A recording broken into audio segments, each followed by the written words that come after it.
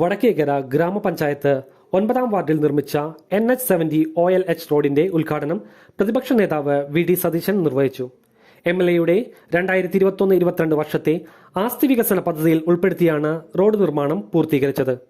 Panchayat president Rashmi Anilkumar അധ്യക്ഷത വഹിച്ച യോഗത്തിൽ ബ്ലോക്ക് പഞ്ചായത്ത് അംഗം സനീഷ്, വാർഡ് അംഗം Saiba Sajeev, Mazhavil residence association president Shileep, secretary Arya, treasurer Divya Arun, കാർഷിക ഗ്രാമവികസന bank president AD Dileep Kumar, സംസ്ഥാന കാർഷിക ഗ്രാമവികസന ബാങ്ക് ഡയറക്ടർ TA നവാസ്, മുൻ ഗ്രാമപഞ്ചായത്ത് അംഗം MT മധുലാൽ, TK ഷാരി, ബീന രത്നൻ, ആന്റണി, അജിത, നിതിൻ എന്നീ പഞ്ചായത്ത് അംഗങ്ങളും PS രഞ്ജിത്ത്, അനിൽ എലിയാസ്, ശ്രീരാജ്, അർജുൻ മദനൻ, വിൽസൺ എന്നിവരും പ്രസംഗിച്ചു.